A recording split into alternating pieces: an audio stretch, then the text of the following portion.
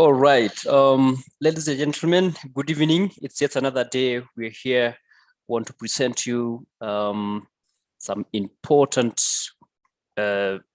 explanations and several other things on how you're going to decode the charts. Simply, in Forex trading, you want to understand the markets, you want to understand what is happening in the markets before you even start looking for an opportunity. So basically, this is technical analysis, and it's dubbed decoding the charts. And that's what we're going to do right now. And I'm going to give my colleague Edwin a chance to take us through the presentation.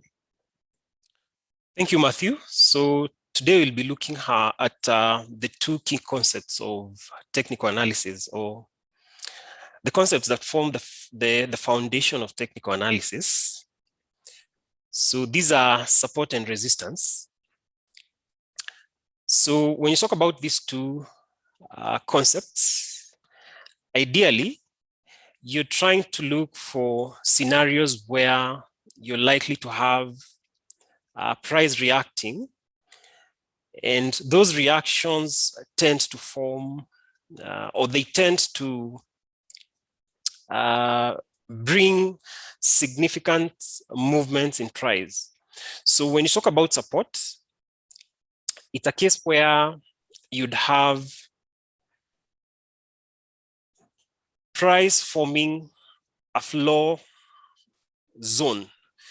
In other words, it's where you'd have price dropping, rising again, it drops, and once you get back to the same level where you had the first reversal, again, you'd have price failing to go beyond that level to the downside. So ideally, for an area to be regarded to be support, you need to have the market retesting that level for a number of times. So once you have two reversals along a zone which is on the lower side of the market, the third instance is when you'll be able to confirm whether indeed that is a support level. So once you have your three reversals along that zone, then you can take a marker. In this case, I've used a line, but when I'm on the charts, I prefer to use a broad marker because we are dealing with a zone. It's not an exact price level. It's a zone. So you want to mark that zone and extend that marker into the future so that as the price continues to unfold, that would serve as a critical point of reference. So you want to refer to that zone so that the point at which the market will come back to that area, to hover around that area, then you'll be playing a wait and see so that based on the reaction that you will get, then you can be able to capitalize on an opportunity at that point in time. So support is basically an area on the chart where price drops severally without breaking to the downside. So in theory, support is a level at which demand or the buying power is usually quite strong. So if the market fails to break the level, then ideally that is where, or that is when you'd have buyers coming into the market to buy. So the rationale is that as the price gets closer and closer to support, it becomes cheaper. So buyers find a bargain prices along support levels.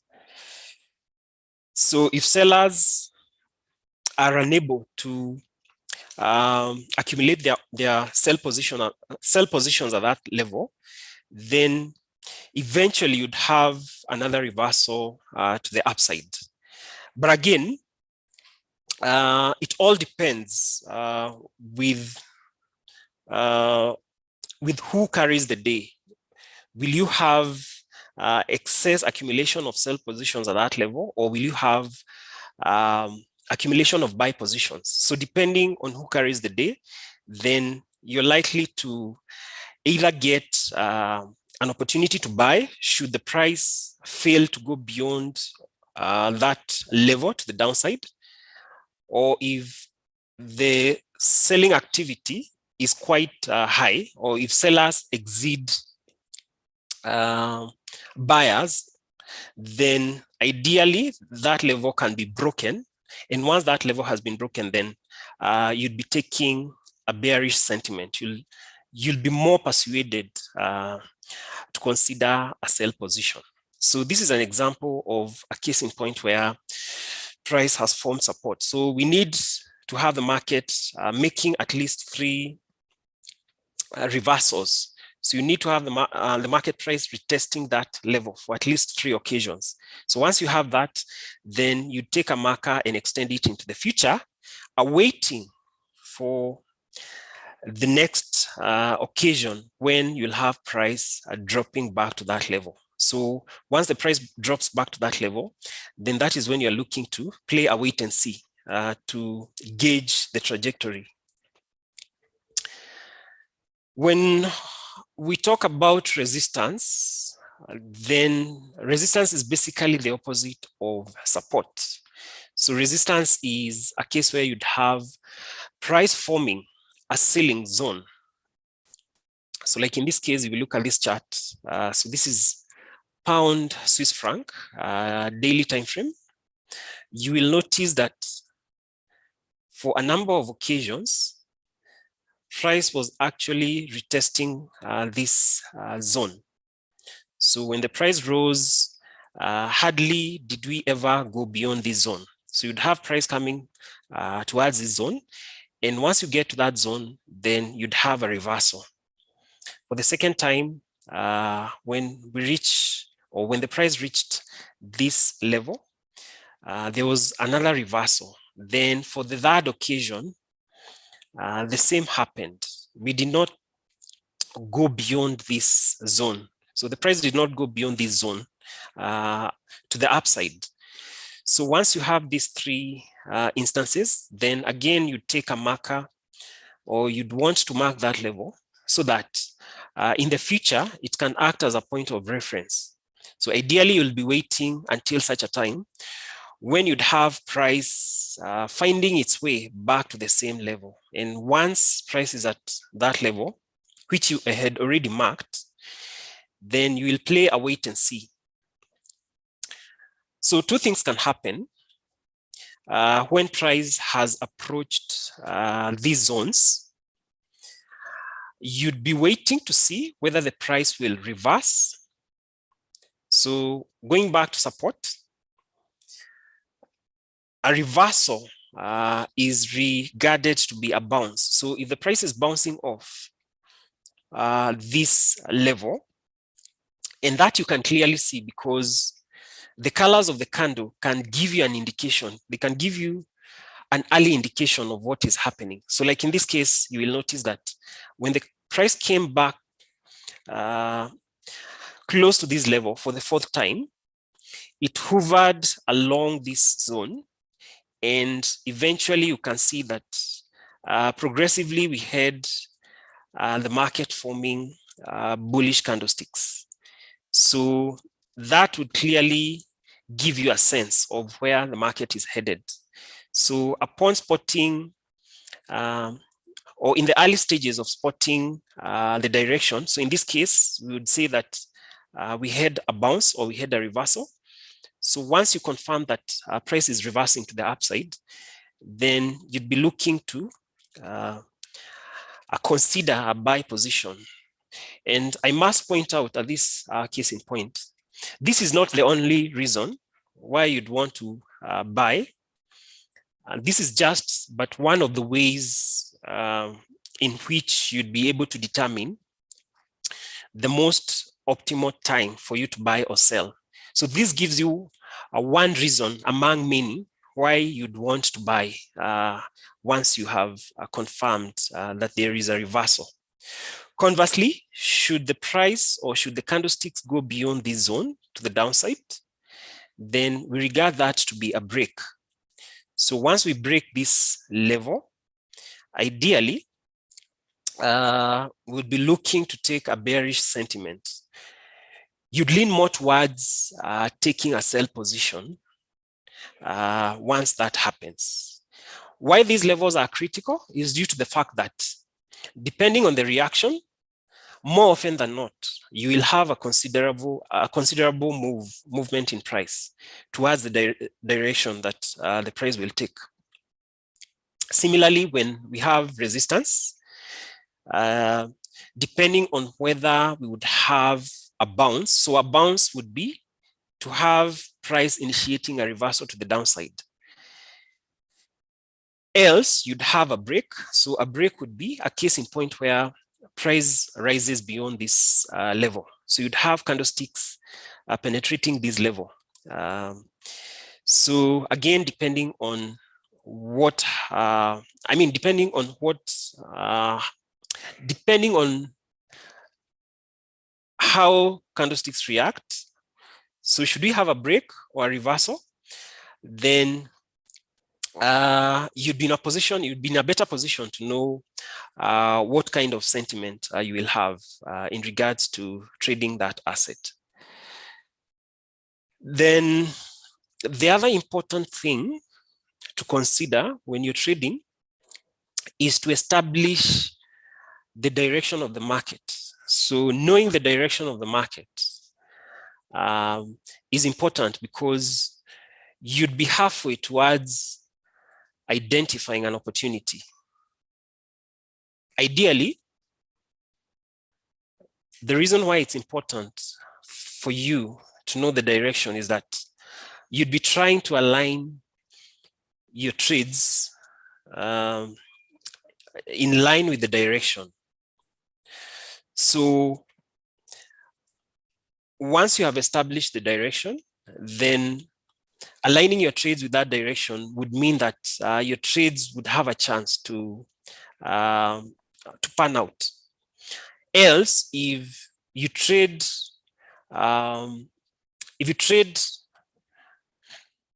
against the direction of the market, then you'll be fighting the market, and obviously most of your trades will end up failing. Sorry for sorry for interrupting, but can we equate trading against the trend like swimming against the direction of the river? You're likely to be swept. Precisely, it's like fighting the current. Or maybe surfing. You can give an analogy of surfing. So if you're surfing in the ocean, you'd obviously want to move with the wave or ride the wave. Yeah. So otherwise, if you're in conflict, so basically, it's like, yes. It's like trying to beat this market, beating this market with its own patterns, finding its flow, and it's trying to understand how it's moving. Yeah. Yes. And then with that, you're able to swim in the right direction, and the right direction is the one that the market's going. Yes. Between the market is always right. So yeah, between the trader and the market, yes, the market is always right. Yeah, and it's the trader to pick out the direction that the market shows you is the right one. So yes. So if you can't beat it, you join it. So you can't beat it. Align yourself. Yes. You never beat it. You have to join it. And that's the skill someone wants to get by knowing how to decode the information in that market. Yes. Yeah. Among the competing interests of buying and selling along those key levels of support and resistance. Exactly. So when it comes to directions, the first direction is a case where you'd have the market ranging. So a ranging market is a case where you'd have the market moving sideways. So in this particular chart, so we've extracted this chart in one of our platforms. So what you will notice is that in as much as price is rising and falling, it's within a zone. It's confined within a zone. So the price is rising and falling, but it's confined within a zone. So if you were to ask someone what the direction is, then obviously this direction would be regarded to be a case where the market is moving sideways. So this is referred to as a range. And within this range, you can clearly see that we have a support level on the lower side and a resistance level. So this particular chart is quite symmetrical, but it doesn't mean that every other time you'll have such a clear structure. So I don't know about you, Matthew, but what I've noticed is that when the market is ranging, it's usually very difficult to find opportunities, because in most cases, the market is sort of it's sort of up and down. So okay. What I think is, you see, when you look at these ranges, market is hitting the top there, gets resistance, hits the bottom, gets support, moves up again. I mean, it's moving in such a predictable manner. Like someone you can ask someone to try and extrapolate, right? Try and extrapolate in between those lines, and this will be very easy for someone to draw zigzags from the top to the bottom, top to the bottom. It becomes that easily predictable. So I think it's only that for us traders, most of the times might not be patient, or sometimes do not find that range, which is like being given by the market, right, on a time frame that is at least considerably reliable. So I think it's all about being patient. Again, patience becomes a problem, because look at this Aussie Swiss platform. Okay, a chart that you're looking at, it's a 4-hour chart, 4-hour chart. Imagine every single of those candlesticks takes like 4 hours to form.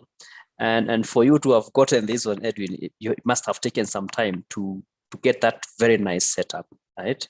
Yeah, so it becomes difficult because I think, of course, of a few challenges that we spoke about on the other session. Of course, patience, right? Being able to get the setup and sit on your hands. Of course, it's very important to sit on your hands sometimes, wait up until you're able to see. And you can simulate what is likely to happen in the market. But of course, you cannot front run. I know when I use the front running might be a little bit not very much applicable, but I mean trying to move even before the market gives you the indication. So even if you're simulating the markets, then the thing is you want to wait up until that setup plays out, and then you get off the fear of placing that trade and having a stop loss, because again, you can never be 100% sure. This market can always go its direction and we have nothing to do. Yeah, it's always correct. So your question was what I think about why it's difficult to get the opportunities. I think first is to train the eyes. We have the difficulty of training the eyes to see this very nice trend and very nice range. And of course, it has to be on a reliable time frame. Then of course it becomes difficult to find something that a trader can be confident to implement. Yeah, and speaking of time frame, it's quite important for traders as they do their analysis to at least focus on higher time frames as they look for these setups or these levels, because higher time frames would give better setups, because we're dealing with a reasonable amount of data. I would like to chime in there, Edwin. Yes, of course, very high time frames like this one of 4 hours going all the way to daily will give you setups that can last. For example, if you look at that range, if you can count, if you can look at that movement from top there to the bottom, is so many pips, right? Yeah. But again, you can as well find it in smaller time frames, only that it won't last for long. So you have a range which is lasting for like within 1 hour, a range has formed, it's already been broken. So it happens so fast. It's in lower time frames that sometimes you're not able to ride it properly. So yes, but the high time frames are always better because they can last for long and you can ride it even for as long as several days with a winning trade. Yes. So here, since we have a very clear range, ideally here you could play or you could sell upon bounce along resistance. Else, you could wait for the market to approach the support area so that once you confirm whether or not the market will bounce, or depending on the direction that the market will take, then the trajectory of the candlesticks will guide you to know whether you will take a buy position upon bouncing support, or whether indeed you will take a sell position upon confirming the break of support. Then, as you proceed, maybe yes, I've been thinking about something else. Okay, you see at those levels, you realize that we have wicks piercing through that resistance level, that support level. And mostly what happens is that traders, they see them and then you take a very nice short position, have a stop loss, only to have the stop loss being taken out, and then the trade proceeds in the right direction. So maybe to stop a little bit to address that challenge, mostly it's where you have the stop loss too close, right? Having the stop loss too close, that the moment you have it at that level, it will just be hit and the price go back again in the direction which you were expecting. And the reason why I have people placing stop losses so close is because mostly using a very big lot that you don't have enough distance to allow. There's not enough capital, obvious, so you can't allow a big distance to have the stop loss play out. Another thing is where traders not waiting for confirmation. Again, an advantage of having these setups, identifying them on very high time frames, is because you're able to, of course, even if you wait for a confirmation of one single candlestick, like for example, if you look at these setups, right when the price is bouncing from the top or from the bottom, you realize that even if you find one long candlestick as a confirmation, still there's a very big distance to be covered for the take profit. So those things, make sure you have some quite enough money. Take a considerable smaller lot size, of course, or a lot size. Not when I say small, it depends with how much money someone has. 0.1 might be a big or a small lot size. Standard lot might be a big or a small lot size, but all in all, make sure it's not something that is going to make you have the fear of placing the stop loss at the right place. And again, going to wait for confirmations before you get in for that bounce or even a break, as we will see. And proceed. Yeah, again, just to add, we say that it's a zone, it's not an exact price. Exactly. So as you mark these levels, it's way much better to mark it as a zone. And we shall, in a few minutes, see how we can get to do that on our charts. Exactly. Then the next type of trend is a case where you'd have the market rising higher and higher long term. So this is regarded to be an uptrending market. So you'd have price rising and falling, forming peaks and dips. So the peaks are regarded to be higher highs. So like in this case, if you take this peak, it's at a higher level than the previous high or the previous peak. Hence the name higher highs. So the successive high would be at a higher level than the previous high.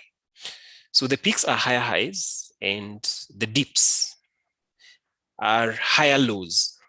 So all of them are lows. So this is a low, this is a low, this is a low, but the successive low would be at a higher level than the previous low, hence the name higher lows. So when you have such a structure, I find it quite appealing to trade such a market because Like in this case, you can see that the structure for this particular chart could have allowed us to draw a line of best fit. So this diagonal line is referred to as a trend line. So there are some cases where you can be able to connect multiple touch points along a slanting slope. Edwin, Yes. I think we've talked about sometimes when we talk about higher highs, okay, higher lows. Those terms sometimes they sound is it musical in such a way that clients don't even understand that we're talking about higher highs, lower lows, and some will want to sing it like a song, but maybe finding an easier approach of looking at them, and of course seeing it as a zone and avoiding like looking for either you want to join the wicks or you want to join the bodies. How about this? I tend to look at it like the price is making steps, like it's stepping on a ladder, like so are those levels where the price is getting a support. If you try to draw like a small line there, and then you find that it's like it's stepping on a stair, like kind of a thing. Yes. So it becomes easier to identify an uptrend that way for someone who has not even gotten used to it. So price is making like steps higher every time, steps higher. Whenever it tries to go down, gets a step higher, and just forms an uptrend. And basically, those steps higher, that seems like stairs. Those are higher lows in more technical terms. Yes. Yeah. Yes. So ideally, with such a structure, we would want to mark this zone. So this slanting zone, because we would want to use that zone to enter the market. So ideally, as we stated earlier, it's quite important for you as a trader to align yourself with the direction of the market. So in this case, so long as the market is to remain rising higher, you'd find bargain to enter the market as the market reverses along this zone that you have marked.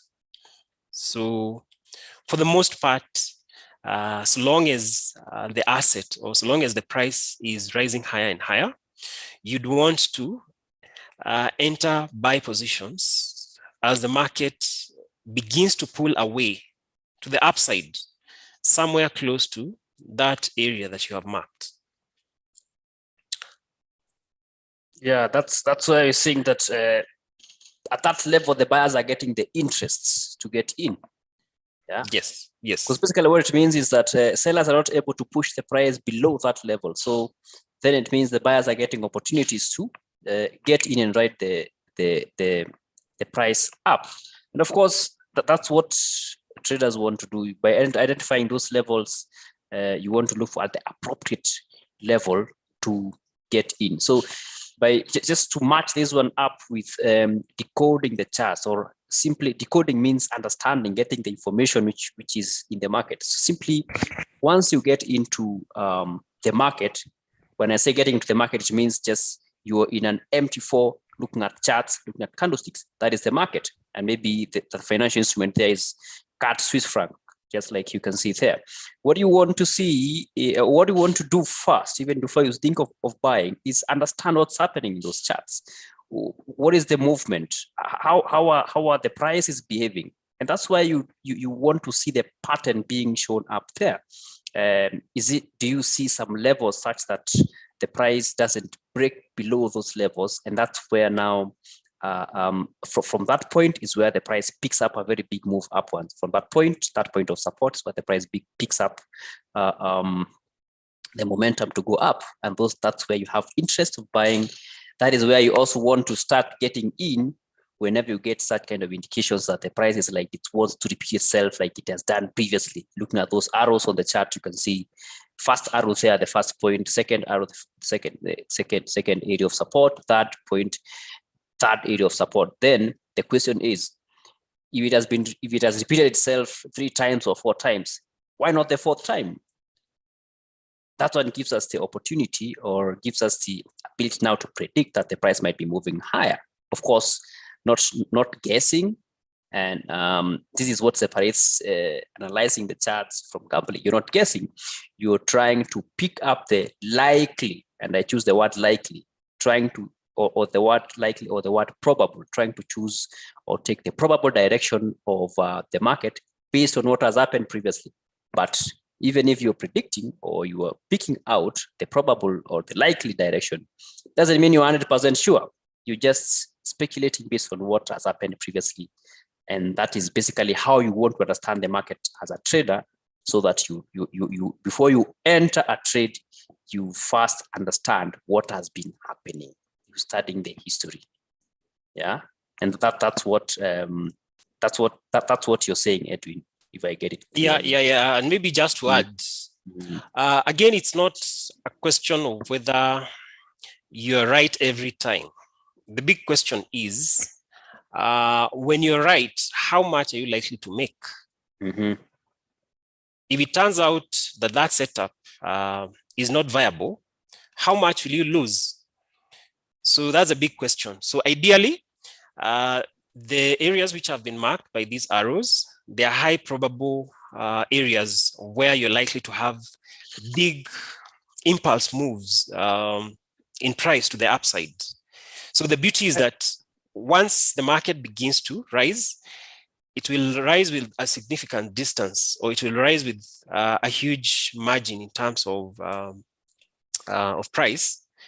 But should it turn out that you're wrong, then ideally you can easily set your stop loss below that area or below that zone.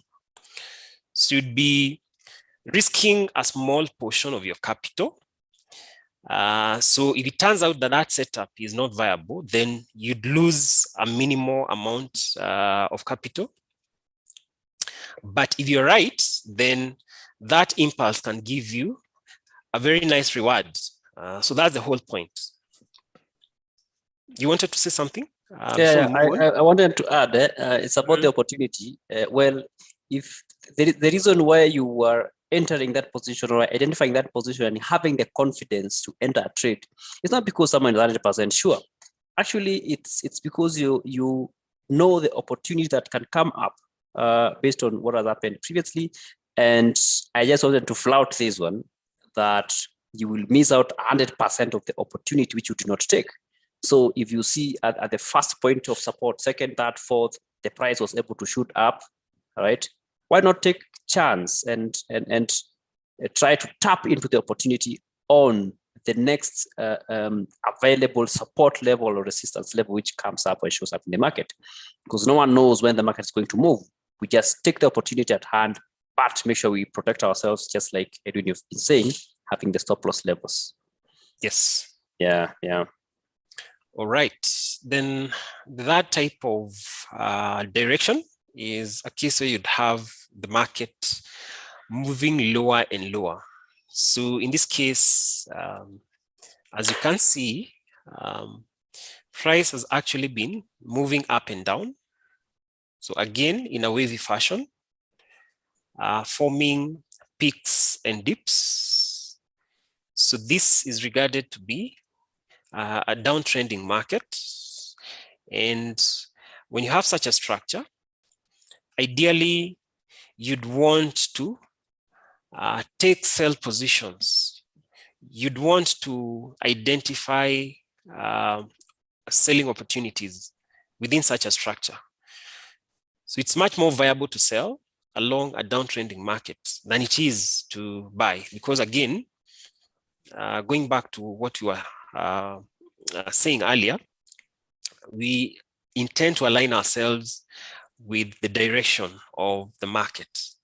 So these points which have been marked, or these arrows, are basically marking areas where you'd want to execute sell positions, subject to price initiating a reversal close to that zone. So this zone is sort of acting as a resistance zone. It's a zone where you'd want to sell should price fail to go beyond this level to the upside. Do you have anything to add, Matthew, before we proceed? Well, no, nothing to add.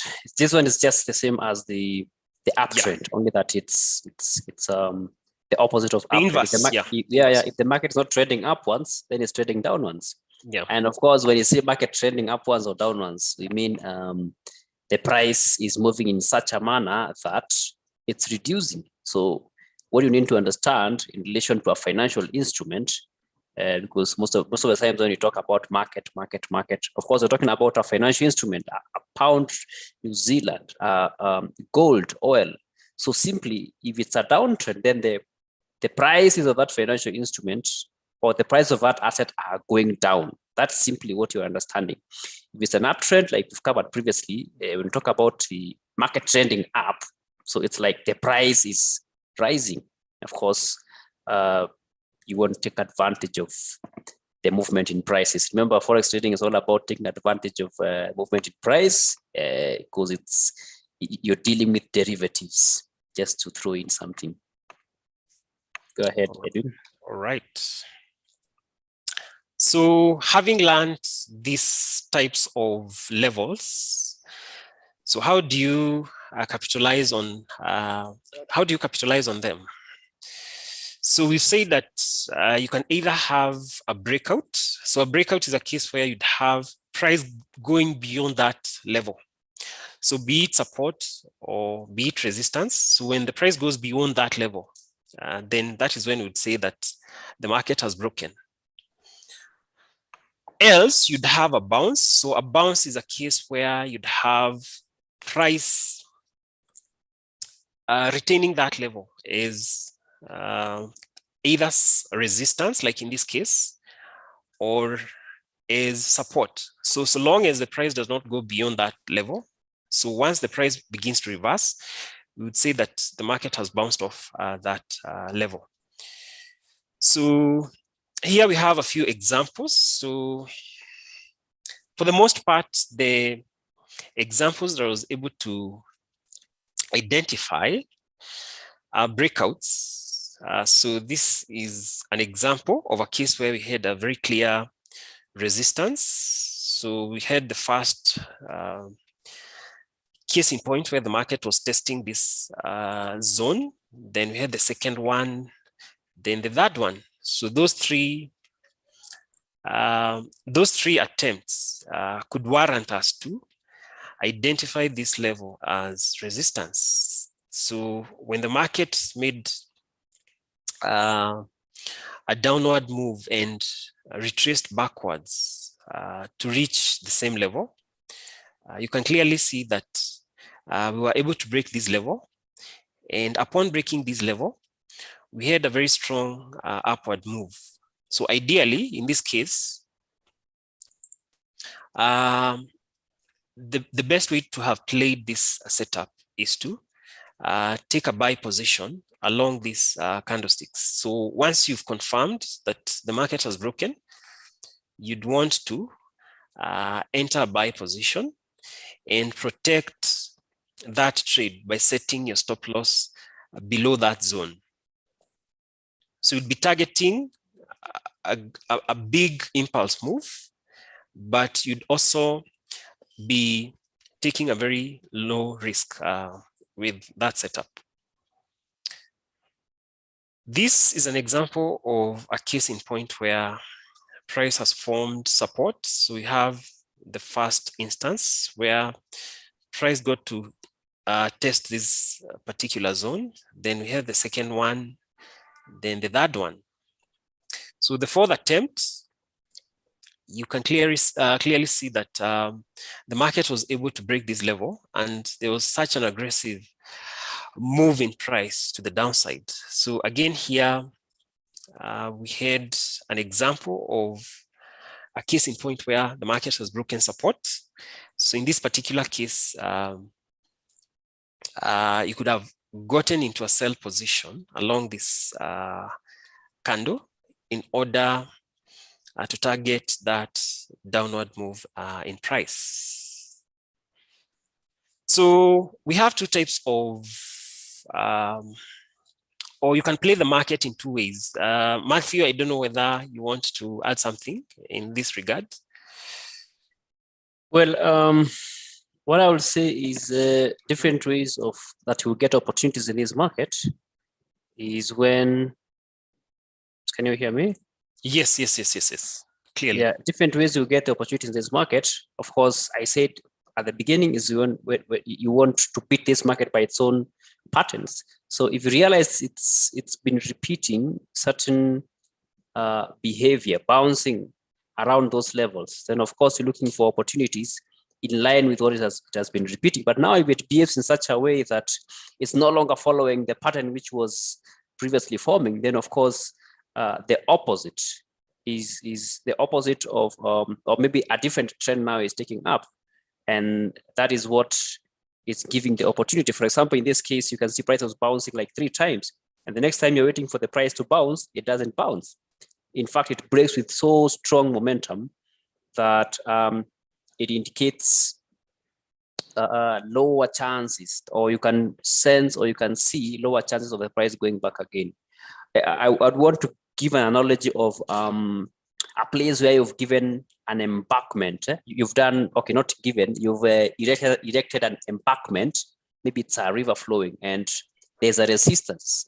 The price has not been able to, okay, the water has not been able to move through that barrier, and it's been building momentum on that point, building momentum. Then at the place or at the time when there is so strong momentum against that barrier, then of course the breakout or the move beyond that level is so strong, and that's why you see a very nice downtrend there. Maybe you can show up for the break of the support downwards. Maybe you can show up the break of the resistance, Edwin, just to comment on them. Yeah. At that point again, break of that resistance again, very strong to the upside. You want to equate it to an area or a zone which has been holding so much, and now it's already been broken, or it's already given up, for lack of a better word. It's already given up that strong selling or buying momentum which was there, and now the other side of the market takes control. That's what you want to understand on the breakout. Yeah, so again, there are two ways, or there are two ways in which you'd have a market breaking out. So in some cases, you might have an aggressive move like we have here, or like in this particular case, again, here you have a very aggressive break along support.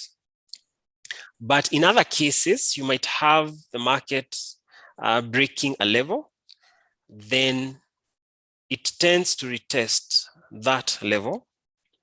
And if you do not go beyond the level, like in this case, the fact that price, as price was retesting this support, the fact that we did not penetrate this level to the upside, then once that retest has been confirmed, like you make a break, then you retest. As long as we do not go beyond our initial support level, if we retain that momentum, then again, it just means that price will continue going down. So there are some traders who prefer to get in early, so the aggressive type. There are others who prefer to wait for the market to retest. So a retest is sort of like a confirmation that indeed that level has been broken.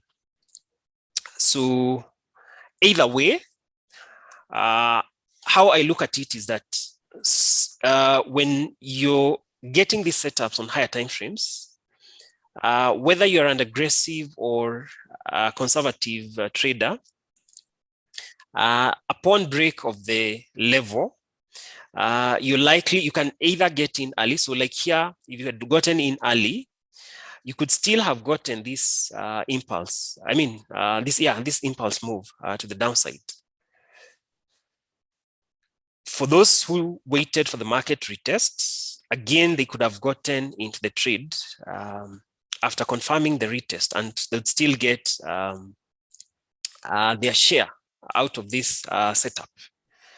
So regardless of whether you're an aggressive trader or a conservative trader, breakouts can offer nice opportunities for you to take in the market. So this is just another example of you see a retest there. Yes, a retest. Then you continue with the movement to the downside. Can I introduce a concept here where there are different approaches one could trade? You've gotten that opportunity, it's a breakout, but then you might be trading the same thing, but in different ways. Because of course, there are several styles that one can implement. We have two types of traders. You can be either aggressive or conservative. So if you are aggressive, at the slightest indication of the breakout, you have traders who want to take advantage of that. And of course, those ones are more risk averse because you want to take that trade. You don't know it's not been confirmed, might enter a trade and then ends out not to be a breakout. So that one is being aggressive. But again, what's the advantage? The advantage is if the advantage of being of entering fast, of course, is if the price doesn't even take a pullback. Like for instance, there is a case where the price didn't take a pullback. Maybe you can go back a little bit. We check out on that, Edwin. Back one slide. Yeah, like that place there wasn't even any pullback. And in this case, an aggressive trader would have gotten much more returns, right? As compared to a conservative trader. Now you can go next where we were. For the way we have the retest. Advantage of the retest is that the conservative trader will wait up until they build more confidence in terms of the movement or the breakout, such that in this case now you've waited for the price to break, come retest again, and to be sure the support has turned to be resistance and now it's moving down. That's when you enter a trade. Who is better between conservative trader and a reactive or an aggressive trader? Well, the advantages and disadvantages will always cancel each other. Depends with the style that you want, of course, depending with the risk appetite that one has. Yeah. But very nice examples there by the, especially that one on retest. Yes. And we have the last one here. Break, retest, continuation of that momentum. So at this juncture, we will jump into the charts and just have a look at a few examples of those concepts. Let's look at them.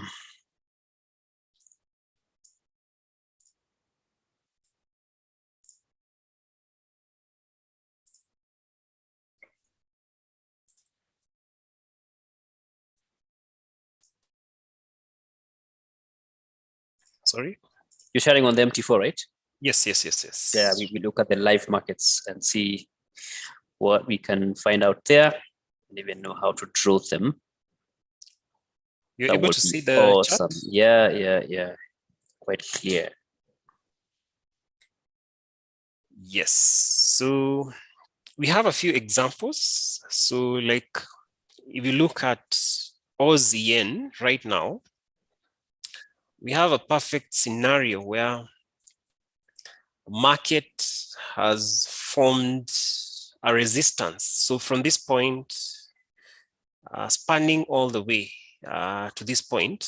So here we have the first attempt, the second attempt, then the third attempt. In all those three attempts, the market did not go beyond this zone. So basically what I do, I pick so we are using MT4. So on the MT4 platform, when you go to insert, you'd be able to get a tool called rectangle. So under shapes, you'd be able to get a rectangle. So when you click on it, that would help you to mark that zone. So we said it's a zone. It's not an exact price. So you want to mark that zone. So like in this case, when I got 1, 2, 3. So when I got those 3 attempts, I'd take that rectangle and mark and extend that marker into the future so that as the price continues to unfold, ideally we'll be waiting for scenarios where price comes back to retest that zone. So as you can see, here we have a clear resistance, and as it is right now, the market sort of seems to be breaking this level. So this is an example of some of the things that we've covered so far. That's an aggressive trader's opportunity. Yes, For a yes, conservative yes. trader, you want to wait for Wait for the retest. Exactly. Yeah.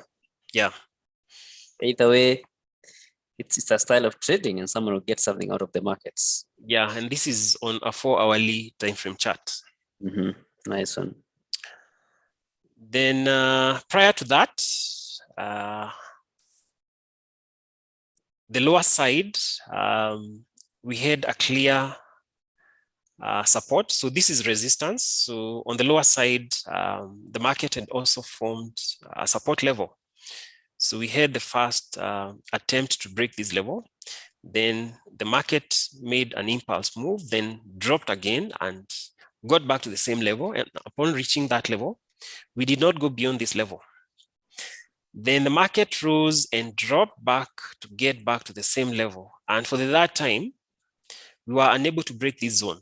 So upon identifying those attempts, then again, you take a marker, place it along that zone and extend it into the future so that as the market continues to play out, the point at which price will come back to retest this particular level, our support, then that is when you will play a wait and see in order to determine the trajectory of the price. Another example is on New Zealand dollar against US dollar. So here we can clearly see that if you are to take a trend line, so in this case, we are dealing with a 4-hourly chart. So in this case, if I was to pull a trend line, so this is the icon for the trend line. So when you click on it, you will click and hold and extend that line to gauge whether those levels fall along that slope. And as you can clearly see, this seems to be serving as a support zone along an uptrending market. So that is how you get to draw a trend line. So by drawing this trend line, it will sort of be acting as our point of reference to know when the market is getting close to an area that we would regard to be support. So ideally, once the market touches our trend line or gets close to this zone, we basically want to gauge whether we will break this line, we will break this zone to have price moving lower, or whether indeed you will have a bounce. So depending on whether you will have a break or a bounce, then that will give you a sense of where the market is likely to move.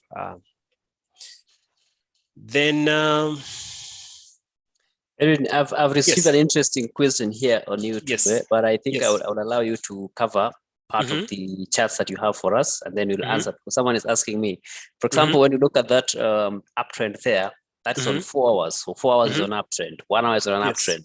So you go back to like 15 minutes, it's a downtrend, and go back to again 30 minutes a downtrend. How do you pick the one that you want to work with? So I think I've seen that question. We will cover it once you're done with the examples you're giving. All right. Yeah, because by that, it's sometimes traders would want to not know which one now do I follow. Someone gets paralyzed with the analysis. There is something that we shed light on it. All right. Yeah. Another example of what we've covered is on pound Canadian dollar. Let's see.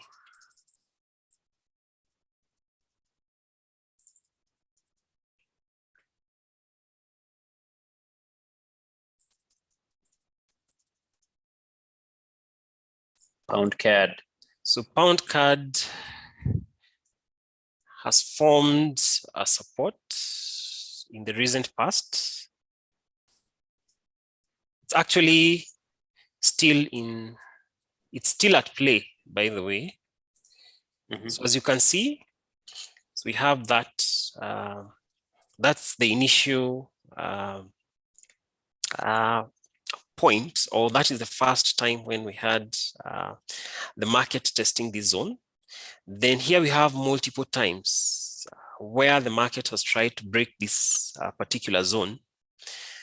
Then between yesterday and today, price has sort of been hovering along this zone. So here again, we have an example of a case in point where the market seems to be breaking, seems to be breaking support area. So again, this is a perfect example. Well, I think we can answer the question for that attendee. Yeah? Actually, it's and thank you so much for that question, by the way. Patrick was asking, how do you trade? And if you can just zoom a little bit, zoom that chart a little bit. Want to see in more details? No. Just set zooming in or out. Okay, I reduce it. Yeah. Zoom. All right. So when you look at that one, you've got like 3 touch points. Those are support areas. 1, 2, 3 points. But again, if you look carefully on the upward move, it's an uptrend. So you're not restricted on having just a single support level. You can as well identify other areas or other areas of importance. Like when you look at this, in this case, even way before it came to test that point, you can realize there was another uptrend at that level. And on breaking that uptrend, moving downwards, exactly at that point. You had this big move. So before you even wait for the support to be tested down there, you've already seen a downtrend and it's been broken, and you've gotten in, trying to get some profits at that level. And of course, you know you're going to exit just before it tests that level. And that type of a trend, of course, it's interesting that you're getting it along in the 4 hours, but sometimes when you go to a lower time frame, you can find that there are other structures within a bigger time frame structure. And which one do you choose to go by? Of course, because this is what I think, and maybe it's open for views of the traders and how someone would want to use it. I think once you've seen a structure from a high time frame, for example, that support area, and you of course not going to wait for that long, like the whole week, to wait for that level to be tested for you to know whether you're going to enter trade. You might want to again analyze the market. We call it top-down analysis. Go back to a lower time frame, check out for another structure like that uptrend there, and see whether you can find a pattern, maybe a break or a bounce, and enter a trade as you are being careful or as you're being watchful of the key levels on higher time frames. Because of course, key levels on higher time frames, you're likely to find them pulling bigger moves as compared to the levels or supported resistance levels on lower time frames. So, Patrick, I think you would want to pay attention to the structures you're seeing in the market based on the time frame and how long you're expecting them to hold out. Go on. Yeah, again, so long as you've marked, so we are, as Mathew has mentioned, analysis is done starting with higher time frames. So once you get the setup on a higher time frame, you'll already have marked it. Then it's upon waiting for the market to come back to touch that level. So once the market approaches that level, at that point in time, when the price is along that level, you can then move to a lower time frame. So like in this case, we are dealing with a 4-hourly chart. So when the price comes back to this key level, you can move to an hourly time frame, so that on a lower time frame, you'll be able to see clearly when the price is initiating that move which you're anticipating. So you will have a better entry when you move to a lower time frame. So long as you've done your analysis on the basis of a higher time frame. So you analyze on a higher time frame, then you wait for the price to come to that key level. Once the price is hovering along that key level, so like in this case, if you had moved to an hourly chart, you could have been able to wait for this consolidation to end. So once the market began to create momentum to the downside, then it would have been quite easy for you to enter your sell position as more bearish candlesticks started to form. And as that happened, you could then set your stop loss above. So in this case, you could have set your stop loss just above the nearest previous swing high, somewhere along this zone. Then you wait for the market to play out.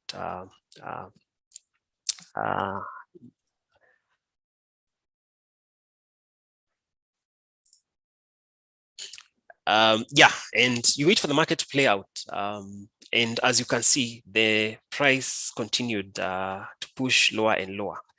Again, if you don't want to close the trade quite early, you can adjust the stop loss. As the market continues towards that direction, then you can push your stop loss towards the profitability side in order to lock as much profit as you can.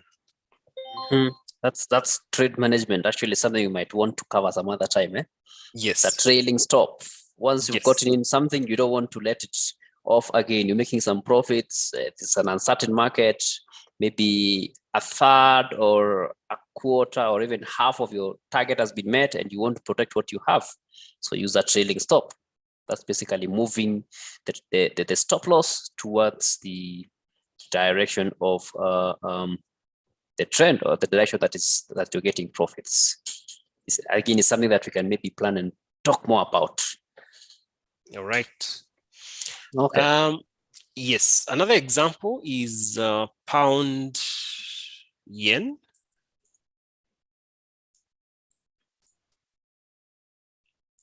So recently, pound yen has formed a very nice support.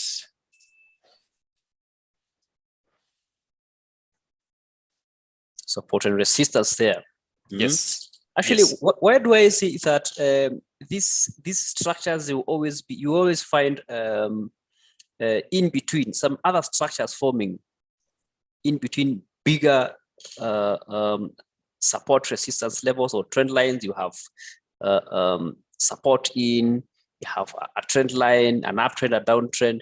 So it's all a matter of checking out those levels and drawing them, and just entering trades according to how they pan out to be. Like, for example, when you look at that, there's a range. Okay, there is a range, and then with that range, inside the range, there is a trend line which was broken, and after breaking that trend, the price is when the price got a chance to rally all the way up there. So again, it's like it was able to break that level. Do I see something? Here we have multiple touch points. So here you could have clearly drawn the trend line, awaiting either for the bounces along that trend line in order to take sell positions, or indeed to wait until when the market breaks this level to then take such a setup. A very nice rally. Actually, maybe for another day we can still talk about. You see, there are other minor structures you'll find inside there, like wedges, like things that people call traders will call what do you call them?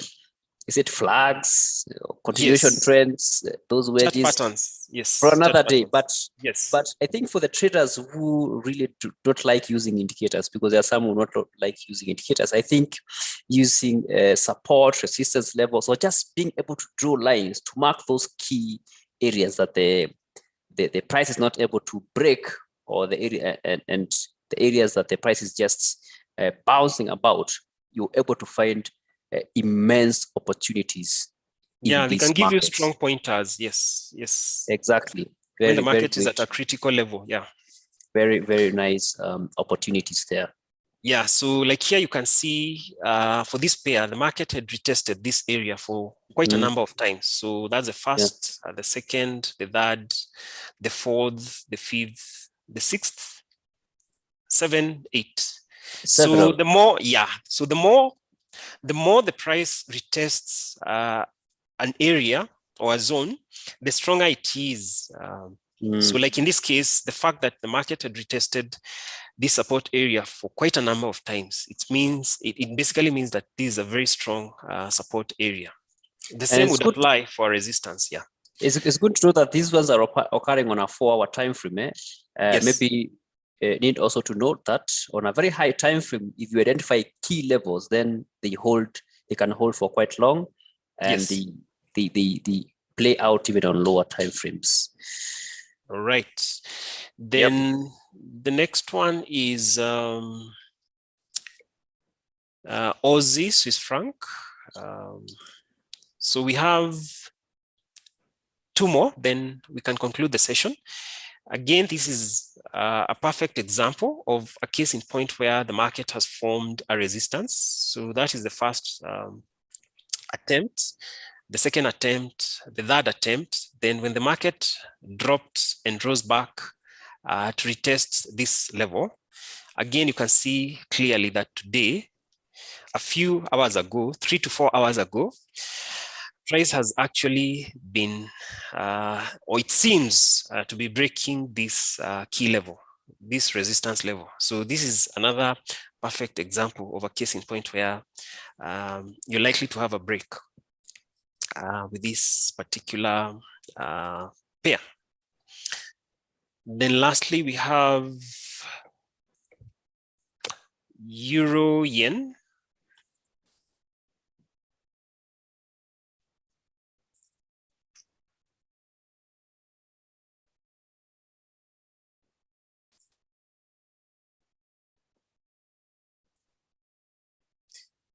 Another perfect example of a case in point where the market has formed support. So as it is right now, the market is hovering along that support zone. So again, it will be interesting to watch how this pair plays out going forward tomorrow and Friday. And that's pretty much it for today. So I hope you've been able to learn something, and I'm sure it will be able to assist you as you try to look for opportunities in the market with FX Pesa. And yeah, so I don't know whether you have something to add, Mathew, before we conclude. Well, from my end, again, it's pretty much it. Quite a lot content there covered. Maybe also say thank you to the guys who have taken time to attend and be along with us. Thank you so much for engaging us as well. I see we have several questions. Maybe I can take a minute to just mention a few. We addressed several. Someone is asking how they can start. Gabriel, if you want to start, you start little by little from a demo account. A demo account is where you practice how to trade. Starting afresh, you want to know how you can enter your first trade. You want to know how you can manage the risk, how you can identify these charts that we're talking about here. You start on a demo account. Then after that, you go to perfect your skill on a real account once you've understood how to manage or what is happening in the charts. I guess another question here is whether someone can start with $100, 100 shillings, not $100, 100 shillings. Well, 100 shillings is $1. That's a little bit very low. On the FX Pesa app, the lowest amount you can deposit is $5, but any amount you want to invest. Though, if you have a big amount invested in your account, then of course you've got a better opportunity of then earning better, because you can take advantage of opportunities in the market. I answered all those others about where you had various trends in various timeframes.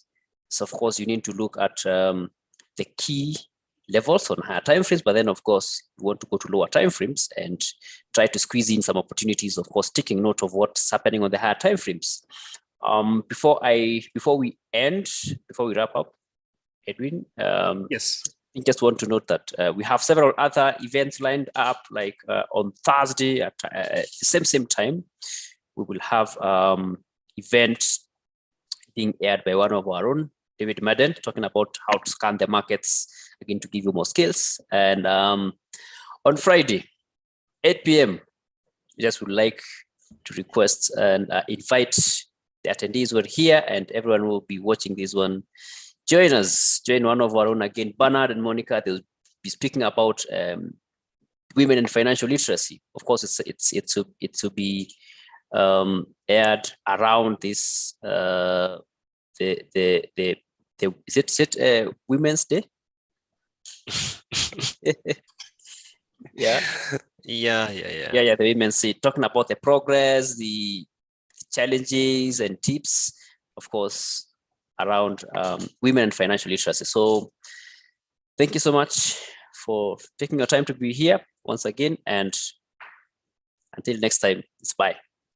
All right. Thank you so much for joining us today, and we look forward to having you in our future sessions. So see you soon.